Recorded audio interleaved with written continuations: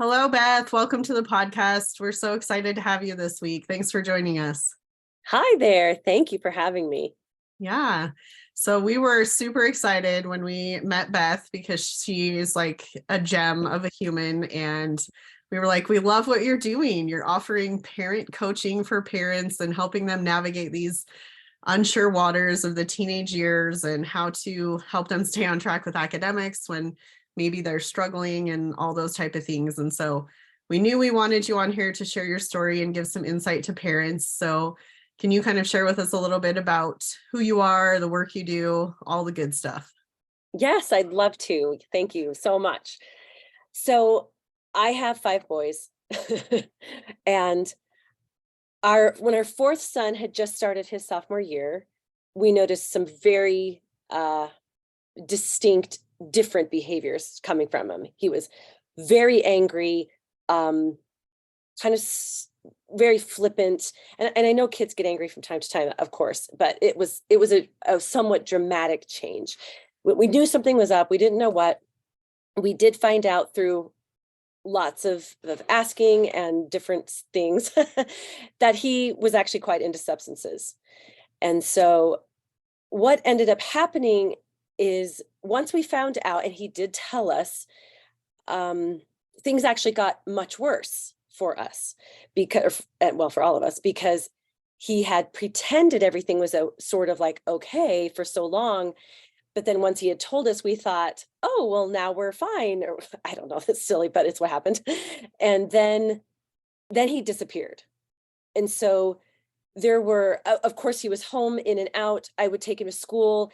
Then I would get messages from the school saying he'd been gone periods 1, 2, 3, 4, that voice that I almost wanted to strangle. And then I'd go pick him up and he'd be covered in throw up. Now that only happened once, so that's a dramatic part, but that was one of those days where I thought, I don't know if we're going to survive. This is so hard.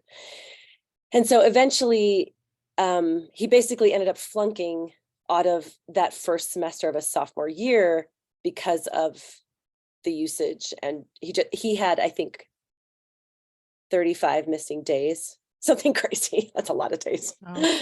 So then we actually ended up getting him into wilderness therapy. And he spent a good amount of the next semester in wilderness therapy. And then we did not know what to do when he was going to be released, but we through lots of different options and decision making, we decided to move. So here we have a son. He was 15. Well, he was just turned 16 that had flunked out of basically his entire sophomore year of school. And then we moved to get him to really just open up an opportunity to choose something besides drugs. And he did actually for about 6 months, he chose something else. So what ended up happening is we ended up moving to a different state and we put him in this new different public school.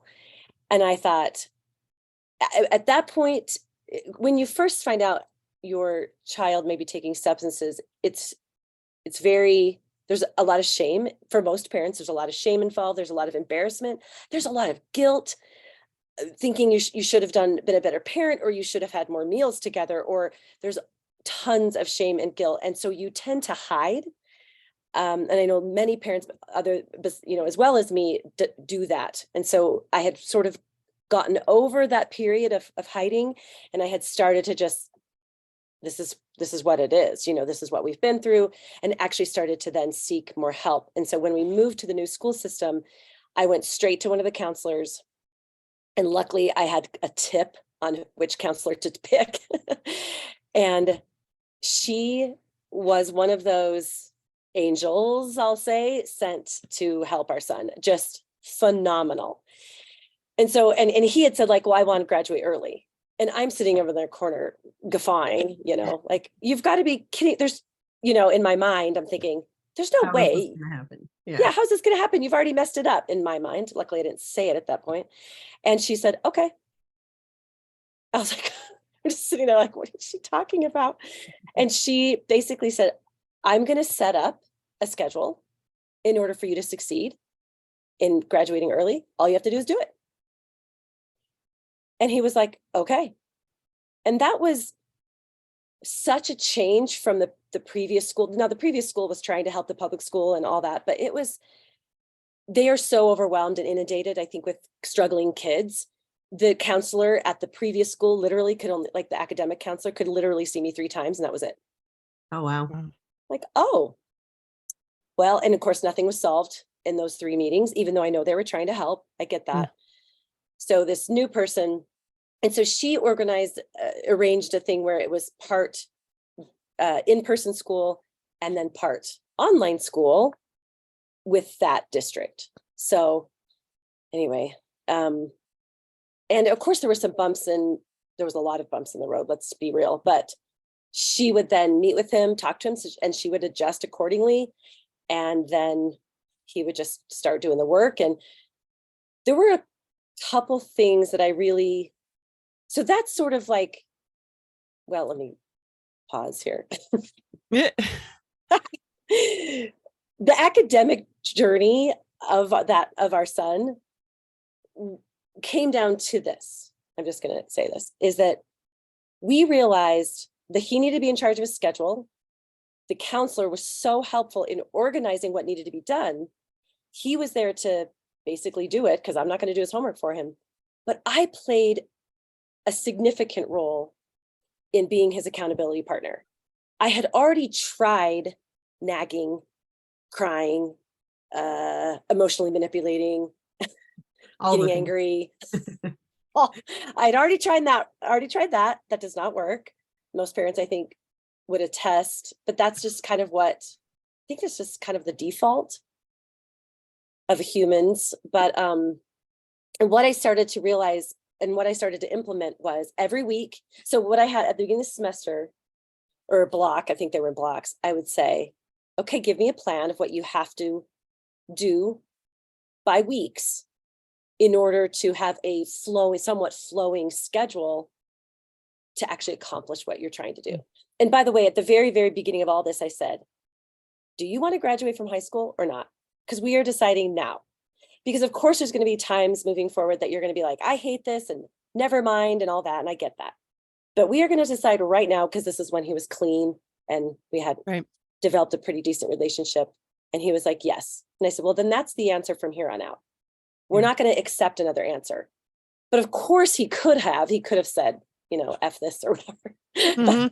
But that was kind of the decision we made. And it was his decision. I said, well, then I'm here to help. So every block, I would say, okay, give me your plan. And it was a week by week. So he would know if there's 30 chapters and 15 weeks, he would know he had to do 2 chapters a week. He did all that math. And then he would come to me and say, okay, this is my plan. And so then I would meet with him once a week. And so I'm a parent coach, and this is something that I help parents with, is how to be the accountability partner, not the nagging mom.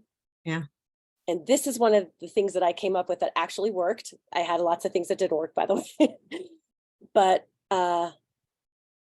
so he would come to me with this plan. I'd say, okay, and we'd both approve it. And then every week on a Sunday, we just decided it was Sunday. So Sunday morning, we would leave for a little bit and then come back. We'd go to church, come back. And then I'd say, okay, tell me what you got. And just so you know, so the boundary was, if he had his stuff done on Sunday, then he could go hang out. And that was something that he loved. He was very social. The phone, we never put into it at all. And that's a whole nother story. But if he didn't have anything done on Sunday, then he couldn't go hang out on Monday. So it was basically, he was sort of grounded until he got that week's homework done and all turned in. And it was not tell me that your homework's turned in. It was show me that it's turned in on the online form. Yeah. So that was a situation. And a lot of sometimes teachers don't maybe put the homework in accurately. So that's a little tricky, but it did work for us at this time. Mm-hmm. So then almost every time though, he would never have his homework done on Sunday. And so I would meet with him Sunday at noon. He'd be like, I said, okay, what's going on? And he would show me on the computer. We didn't just talk about it. He would show me on the computer. I'd say, okay, what's your plan? And he'd say, duh, I'm going to get it done. I mean, that really lovingly and playful. Of course he didn't say that. It's an accurate representation. Right? And then he didn't have it done. And so of course it was just like, well, show me when it's done. And if you need help, let me know. And we started to establish that if he needed a little bit more help, he would just ask me to come sit by him. So there were several days I did not, every once in a while, I'd maybe he would say, hey, could you edit this for me? And I would do that. But most of the times I would just sit by him and do his homework, and I would be reading, not saying a word. And he just needed something there. He needed accountability. And that proved to be so incredibly helpful to him. And I stopped being the nag for the most part, like 95%, let's say. Because gosh darn it, sometimes it just slipped out. Yeah. And he ended up graduating early, months ahead. And this was 2020. So that was a pretty hard decision, because he was like, do I want to graduate? Do I want to walk? Do I want to not walk? All this stuff. And then of course, COVID took care of that for him. He couldn't walk, but he graduated early. It was like, I feel like it was a miracle. But then when I really look at it, I think, well, yes, there was probably some miracle stuff in it, but it was me as a parent really understanding that I could hold boundaries, how to hold those boundaries, how to work through, because I was a terrible, and I mean it, terrible boundary holder. I couldn't do it. So then I would be passive, and then I would get very angry. That was like my patterns. So yeah, I had a lot to work through. Well, Wow. I love that in this journey, you're like recognizing your part in it, right? Like, I think a lot of parents sometimes overlook that they have a role in this, right? Like, you can be that accountability buddy without being the nag. You can set those healthy boundaries and still show love for your child without having to, cross those lines where then you're angry and they're just mad at you for nagging. And it's kind of this vicious cycle where it just kind of repeats itself, right? Yeah. Yeah. That is, I think, a very common family dynamic pattern that happens. And it really, as humans, we want the other people to change. So as parents, I just dealt with a client this morning, or talked to a client this morning. It's so natural. It's like, hey, if you would just pick up your room, then I could feel better. They don't say that, but that's really what's going on. Or if you would just do your homework, I wouldn't have to be so anxious. It's like, actually, parents, right? We're in charge of our own anxiety, whether we feel it or not, and not our children. And so that's one of the things that I really help parents see. And Angela, you said it in just the right words, like see their part.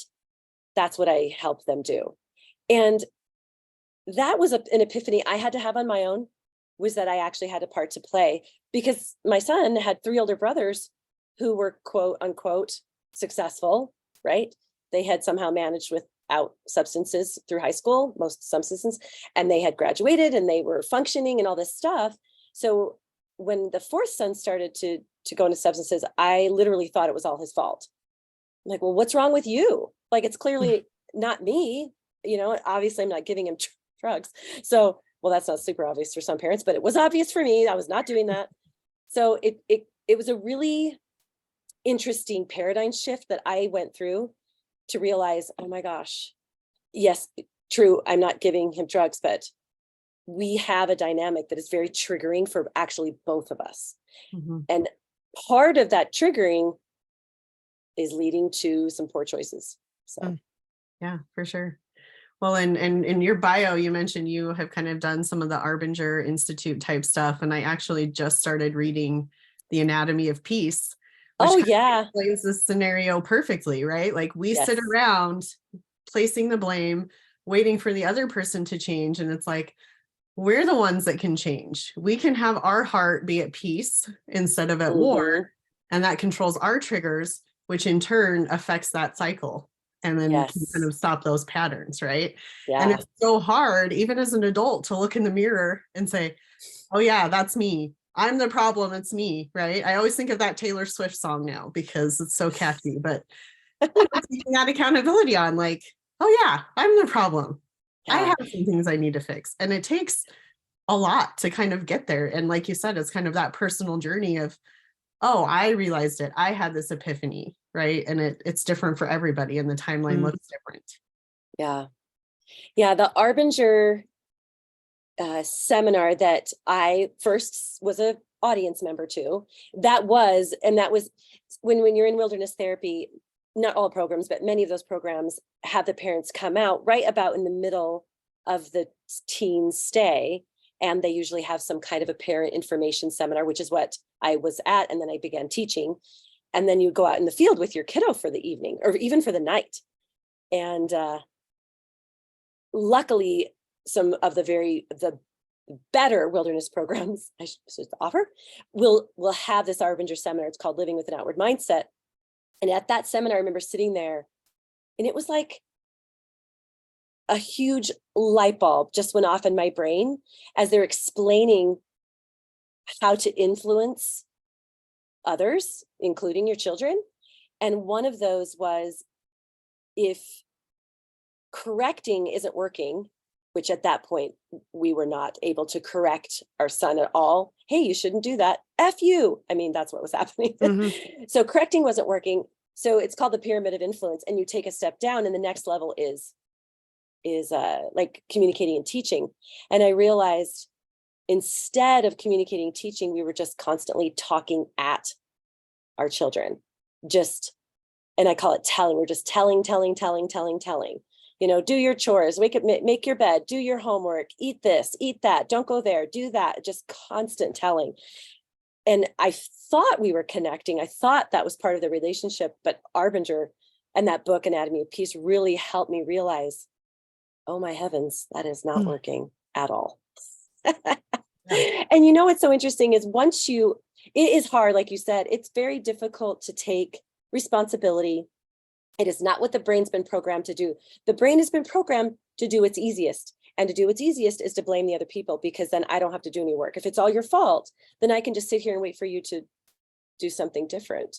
But that's, that worked maybe when we were cavemen or something, because that saved energy while the other people were out trying to hunt for food. But it doesn't work in this day and age. And so, but what's interesting is when you take the responsibility, when you say, okay, what's my part here? And your part is always what you're thinking, feeling, and doing. That is your part. It's the best news ever that it's all my fault or all my responsibility, I like to say, because then if it's my responsibility, even though that might kind of ping in a way, then I can actually do something about it because I'm in control of me, turns out. Yeah. That's what I try to help parents understand is, well, if it's your child's fault, you're going to be waiting around a very long time for them to figure out how to be a successful adult. Yeah. And it's just, and then it just doesn't work like that. So what you need to do is you need to take responsibility, ownership, and just start to control you. And then you're being not only in control of yourself, but you're offering an example of how to take responsibility for your actions, feelings, thoughts. Yeah. We definitely have some parents that are struggling with how to set boundaries, and students that are choosing not to do the work, and they're just feeling lost on how to help, because the student might say, oh yes, I want to do this, but then there's no boundaries set, very little accountability that's taken place. Some divorced families where parents maybe aren't on the same page with what type of boundaries to set, which makes it difficult. I don't know. Are these things that you see when you coach other parents? And like, what are some of the big challenges that you see and how a parent can overcome when they are struggling to set a boundary? Yeah. I know this firsthand because I was a terrible boundary holder, meaning I would think about boundaries and lay them down very firmly. And then I would get emotionally enmeshed and want to be my child's friend more than their parent. And that is kind of a cognitive way to say it. I think most parents don't even, they might cognitively understand what that means, but really what that looks like is you let's say you set a boundary of curfew home at 11 p.m., right? And then, your child calls and says, yeah, but oh my gosh, we're just having so much fun and and And you're like, oh, okay. And that feels so good as a parent. But what you're really teaching is, I don't do what I say. That's really hard for parents to swallow because they feel like they're being nice. And then what the child is learning, what the teen is learning is, I can't trust my parents. Now that is really hard for, like I said, that's really hard for parents to swallow, but that's really what's going on. And so I was very bad at that. In fact, I mean, this is the story I tell, is that when our son moved, we moved him, he was clean for about 6 months, and then he started back into substances. That's very common, actually. And I mean, 6 months was actually a miracle, to be honest. And the only way that happened is because he had no idea how to get it in this new town. So that was helpful. But when he started back into it, we did have a little bit of a different relationship. It was different substances than what he had been using before. So a little less crisisy, I'll say. But he was driving, and I remember calling the wilderness therapist one day saying, I don't know what to do. I can't, he's driving. And the therapist was like, you got to take his keys. And I was like, I can't. And he's like, what do you mean you can't? I'm like, there's no way. I'm not taking his keys. Like, he will hate me forever. I don't think unless you've been in that position, I think that's really hard to hear, because you'd be like, what the heck, just take the keys. But I was so enmeshed. I was so worried about what he would think of me. I was so worried about him losing his crap that I was just so afraid. And I think many parents do feel that. They feel like almost kind of a hostage situation with their explosive teen. And so that was really tricky. So I'm just gonna be honest. I did not take his keys. I could not figure it out. I was just like, oh my gosh, it was like literally, like physically, I couldn't take them.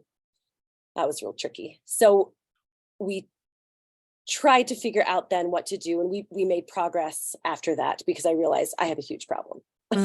Because as a parent, that was really my responsibility, but I was just too scared. I was just like frozen in survival mode. So, but what I then eventually started to figure out was working within those emotions, recognizing my fear, recognizing my real, and this is something that all the human shares. We want to belong. We're pack animals. We want to belong, even with our own families, even with our own children. Just so interesting. And it's counterintuitive to us to do something that would like sever something. Now, what actually is happening is it actually doesn't sever anything, but that's what our brains tend to think. So it's really tricky. But I think it's just one baby step at a time. And I mean baby step, because I had to start realizing, what do I most want versus acting in that survival moment. And so if you can start to realize, and this takes some time for sure, realize, well, what I most want is my son to be safe and the other drivers to be safe, turns out, right? I mean, that's the logical thing, of course. Like, okay, how do I get that? Oh, I'm going to have to figure out how to take his keys. I'm going to have to figure out some boundaries and some rules. I'm going to have to figure out, and so then I started to point my brain to, what could this look like? In my mind, I thought taking his keys meant, going up to his room and grabbing him out of his hand. Because we think in drama. And so then I started to realize, oh, there are so many other options. I don't have to rip his keys out of his hands. I could simply notice if he's high and, take them off the key ring. It could be simpler. Or I could ask him for them. I could say, hey, doesn't look like you're safe to drive. Will you please give me your keys? I mean, those kind of options don't really come into the head of a very fearful person. So you kind of have to wait until you're in a more cognitive state as a parent to be able to then start talking about some options. And a coach can very much help with that. Right. Yeah. Yeah. I just when you said like being held hostage, just parents and families are coming to mind, but I've heard all kinds of stories from many of the families we work with, but many of our students are struggling with mental health concerns, and parents feel like they're maybe walking on eggshells, or what if my student starts threatening to harm themselves? So they're afraid to set those boundaries, because it's like, it's a scary thing. And they're afraid if they set a boundary, that's going to maybe put their child over the edge. So I think maybe a parent coach in that situation might be a good thing, because that's something that's really difficult to navigate on your own, or feel like you don't have the resources to know how to handle that, or just assuming like this is my child's issue and not mine. And right away, just trying to like, let me get my child help, instead of thinking inwardly too, like what part of this can I control, you know? That is such a good point. I'm going to talk about the last point you made really quick. That is absolutely what you think at first is, well, I'm okay. You know, my teen is the one who's failing school or not attending school or not showing up or on substances or hurting themselves or whatever. So they seem like the bigger crisis. And sometimes they are, and I understand that. But I don't know of hardly any, I don't want to say never and always. So I don't know of hardly any cases where a child or a teen can change without their parent. Now, it does happen, but the parents are so incredibly influential, and they can be influential toward positive things and they can be influential toward negative things. I really like to teach roles, because roles inform relationships. So if I have a role as a wife, then that relationship is different than if I had a role as a sister, or a role as a mother, or a role as a PTA president or something. So roles define relationships. And so if I'm a parent, if I'm a mom, that defines my relationship. And so instead of trying to be my children's friend, I realize, oh, they have friends. I promise, some of them, they need a mom. I mean, and whether they need one or not, that's who I am. And so then it helps inform me, well, since I'm the mom, what kind of decisions do I want to be making? What kind of boundaries do I want to be holding? And that's a lot of when I ask myself, well, what's my part here? Okay, well, one, I'm the mom. Okay, well, what does that look like to me? And parents make different decisions all across the board, and that's fine. But to be very conscious of the role I'm playing, conscious of the mom I want to be, what do I want to be teaching? What do I want to be influencing? That's a lot of questions, but that's the idea, is to have more conscious parenting. That's the idea. Yeah. And that takes more effort, right? That takes more of the self-reflection and the asking the questions, doing the deep dive. And, science backs this up time and time again, that kids need structure, kids need boundaries. That's where they thrive. And I think as a society, we've shifted away from that to that mentality of, but I need to be their friend. I'm scared if they're not going to like me, and I've seen it with my nieces and nephews, when I babysit and I have to kind of discipline them in my house, like, hey, that's not okay. That's not how we do this. I get that fearful feeling too of like, oh no, now they're going to hate their aunt and they're never going to want to come see me again. And I'm sure that's magnified tenfold as a parent when it's your own child, right? And so for those parents that are maybe in kind of this anxious state where they're not sure they can set boundaries, or they're maybe not ready to confront that they're not setting boundaries, how do you kind of help guide them through that to come to this realization of, hey, this is going to be a team effort if you want your kid on board? Yeah. I think there does come a shift sometimes to the parents who I work with. There's definitely a shift that they've all been through.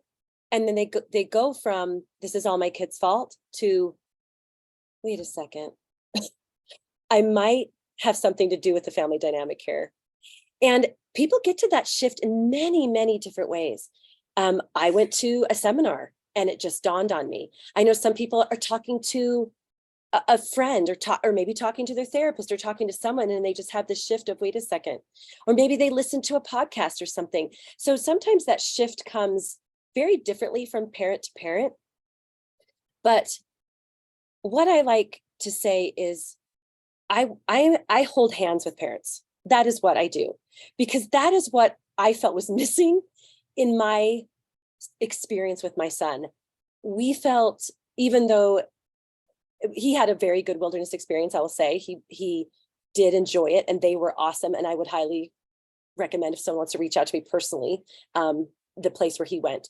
But I did feel a little bit of I left wanting as a parent. I wanted more support. They had me read some books. Books are great, but books are very cognitive. Sometimes it's very hard to integrate the lessons from a book. And so that's what I ran into. So as I was going through this experience, all I could think of is how many other parents are in basically my same boat and are wanting someone, just someone to help. And that's why it was basically out of my own desperation that I created the person I wanted in me, and I thought, I want to help parents. I want to hold their hands because it tends to be quite a heartbreaking experience. I mean, it doesn't even have to be substances. It can be some kind of mental illness, suicidal ideation, just school refusal, anything that's going on. It is hard. It is emotional. We're so attached to our children, and absolutely that's how it's supposed to be. So the idea is, how can I let my child be on their own roller coaster with highs and lows? So imagine this roller coaster. I mean, teens, and this is just child development, but teens can have very highs and very lows, right? High, low, high, low. How can I ride on my own baby roller coaster next to them? I used to say, like the metaphor, like get off the roller coaster, but I started to realize more and more, it's practically impossible to get off the roller coaster because they're your children.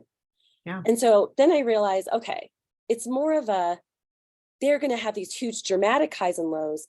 How can I just kind of go up and down with ease with them? Okay, I get it. You're feeling anxious, but stay somewhat calm. And that is a lot of what I teach and help as I'm holding parents' hands, help them know how to do that, how to take ownership of their own thoughts and feelings so they can create a pause or a space before they act. And that is everything. That space is everything, because it allows you as a parent to take a minute, calm down, reassess. My brain thinks it's a crisis. Everyone's probably going to live. And then you just move on and try to make the best decisions. It is a step-by-step process for sure.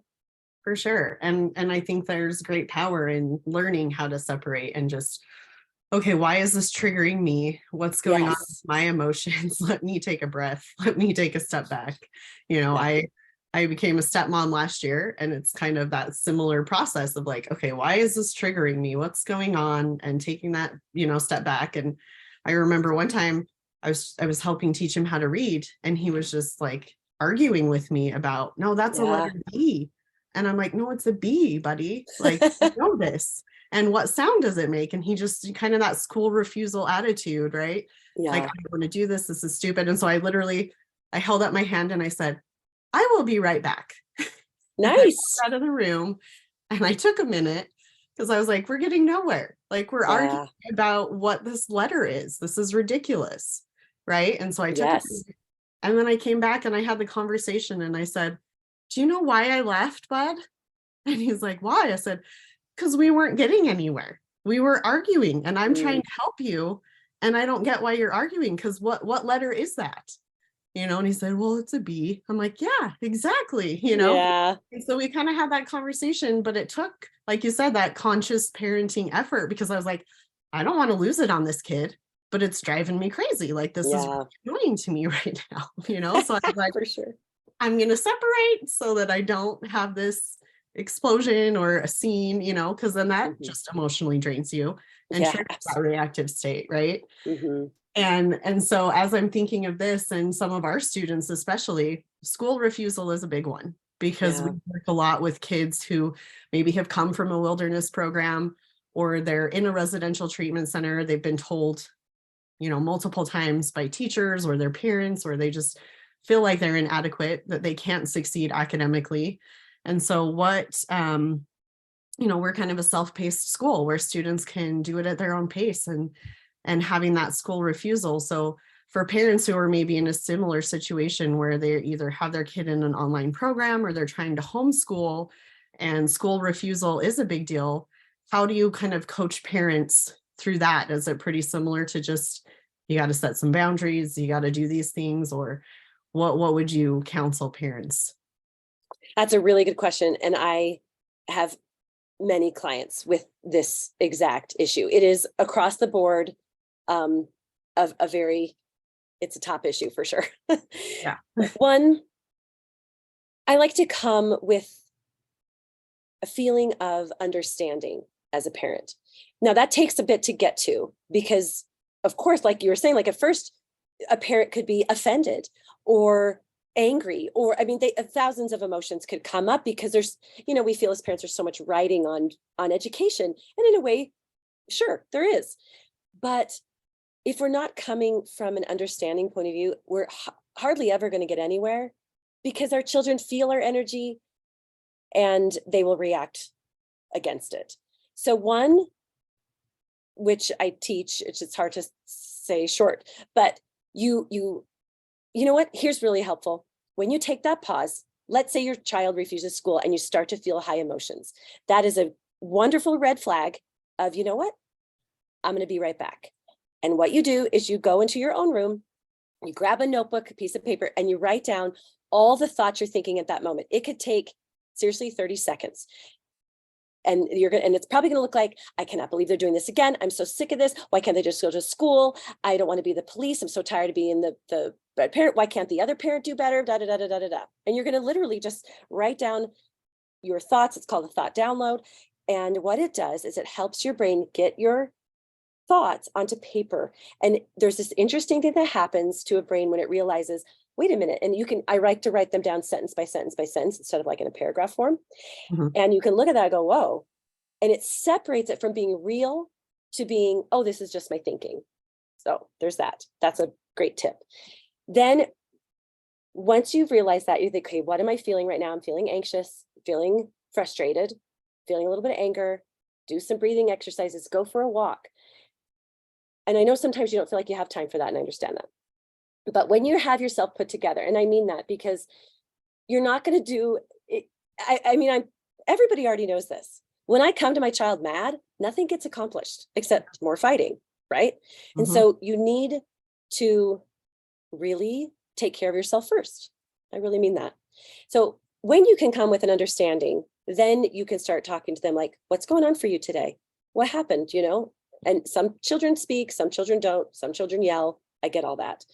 But the idea is to have a boundary and consequence scenario set up that what I call is a working boundary. So what that means is if my teen refuses school every other day, I can still hold the consequence with little effort on my parent's part. Because if you make it too huge, you'll never follow through. And so what I've seen is, hey, no school, no screens. And every single day is a brand new option, right? So it's just for the day. It's not for the week, because then why in the world would they go to school tomorrow? They've already lost their screen time. This is just one option, and works for some, doesn't work for others. But if you say no school, no screens, then that's it. And hey, if they choose that 3 days in a row, then there's no screens for 3 days in a row. But during that time, you want to be relating as much as possible, try to connect and follow through with the boundary, but everything else is available. Hey, what do you want for lunch? You don't have to emotionally consequence them once the boundary is being held. And that is something that is very counterintuitive too, because when people are hurting, we tend to hurt other people, right? And so that's another reason why you really need to manage.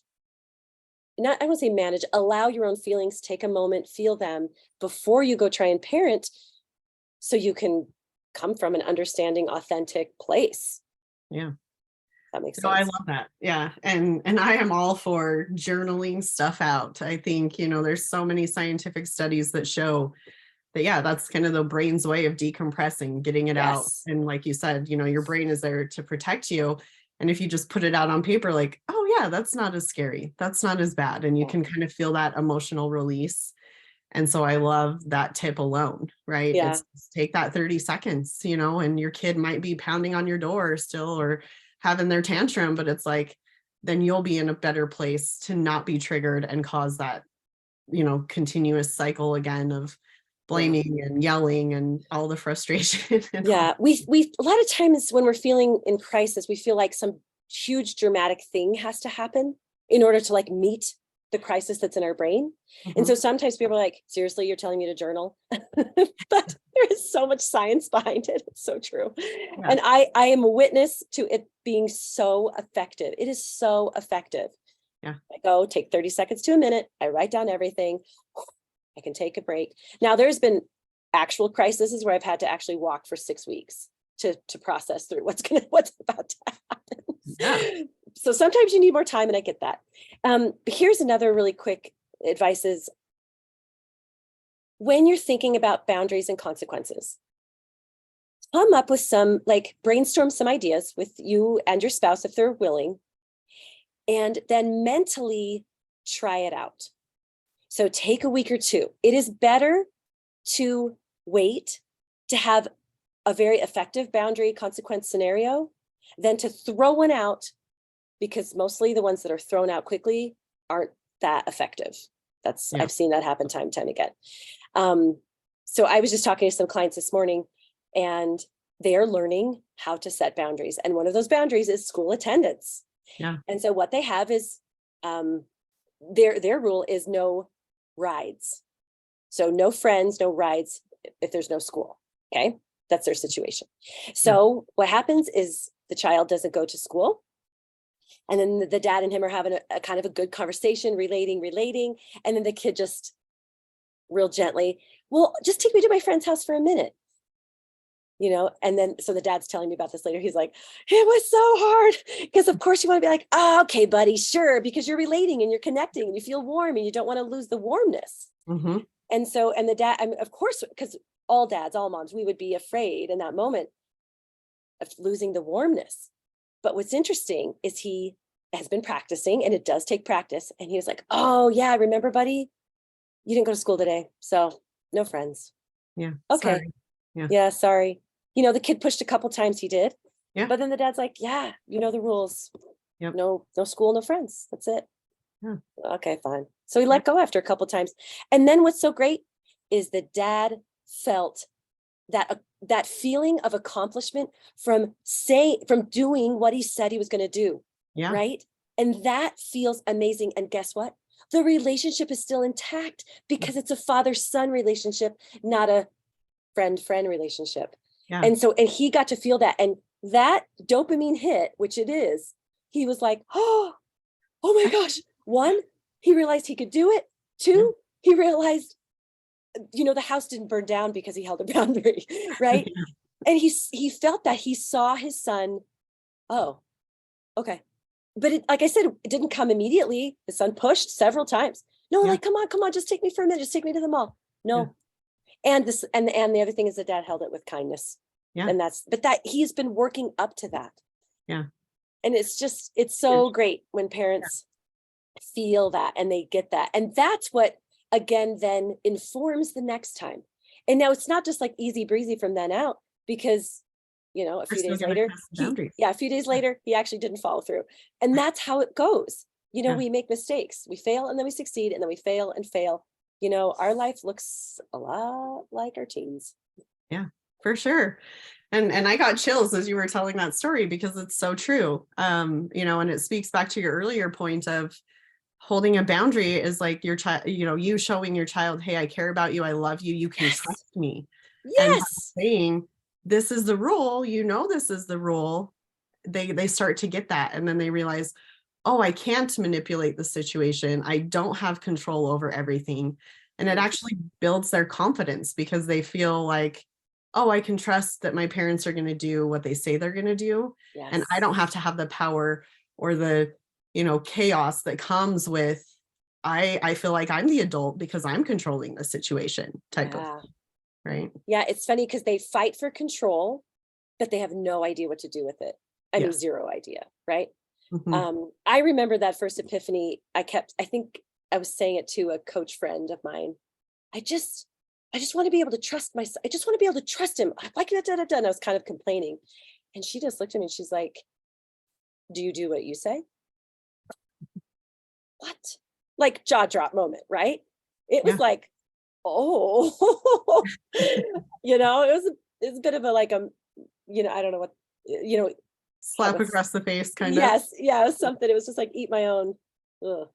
But it was such a good, um, it was such a good lesson, because then that's when I started to realize, well, if I'm looking for trust, I should be doing that, right? I need to do it first. I'm the adult, turns out.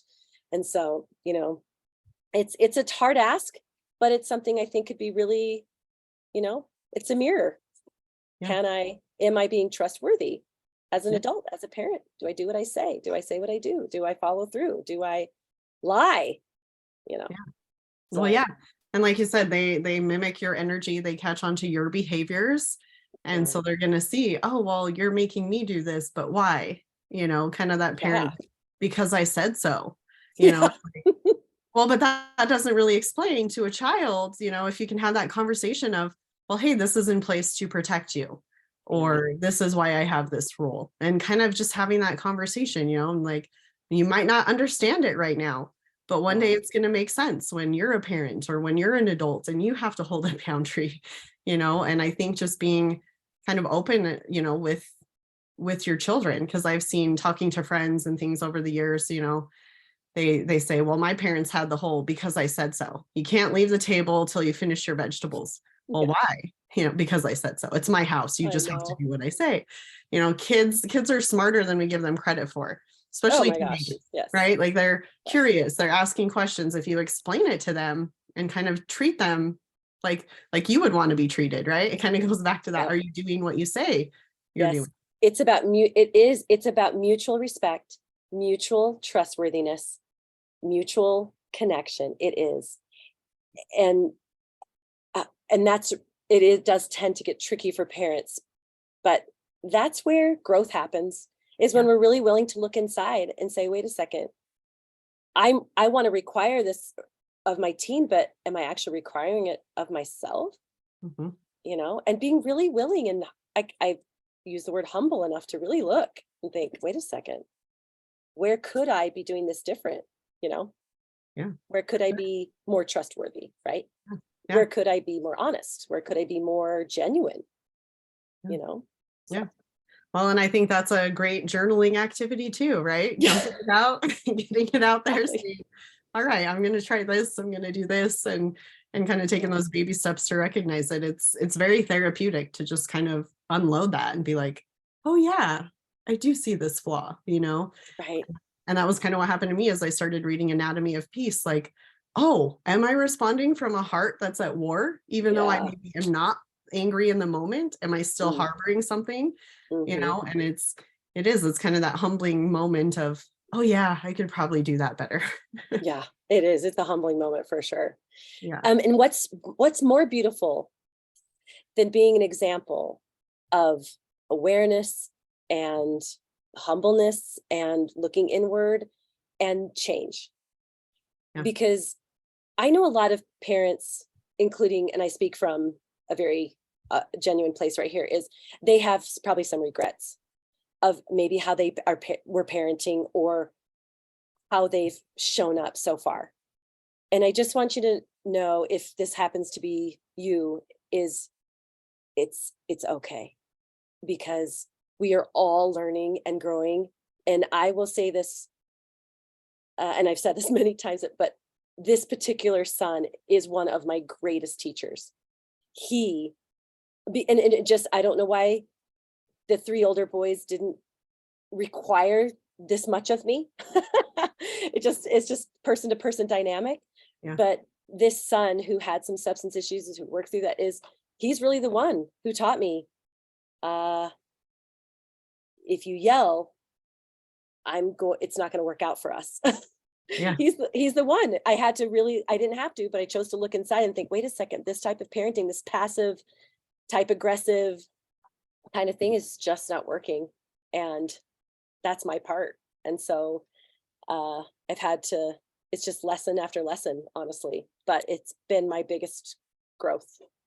So I am actually now, and I'm not kidding when I say I'm so grateful for our experience. It's been 5 years since we took him to wilderness. I am literally a different person my patterns have changed. Our dynamic in our home is different. I am different, and therefore he is able to be who he genuinely is, because he's not doing things like to spite me or to counteract me. So Yeah. it's pretty, it's fascinating, really. So Yeah. Well, and that's so powerful. I love hearing these stories and these journeys, because it really is a family journey. It's not just yes, an individual thing. yes, And you can it say was, that again. Yes, this is a yeah, family journey for sure. yes, for sure. And that's what I loved about your story after meeting you the first time, was just like you saw the problem and you saw a solution. You were like, hey, I didn't have this support. Now I'm going to be that person so I can walk parents through this, because, like they say, it takes a village. And none of us as parents are perfect. We're always going to have our struggles, and reaching out to those people that have the resources, the experiences, like we're there as a community to help support each other and to help us come to those realizations. Because sometimes Yeah. we don't always come to them on our own. And it takes a friend saying, well, hey, are you actually doing it yourself? Yeah, For yeah, I us to agree. confront it. That So, is, yeah, I think we are all here to share our stories and to have empathy.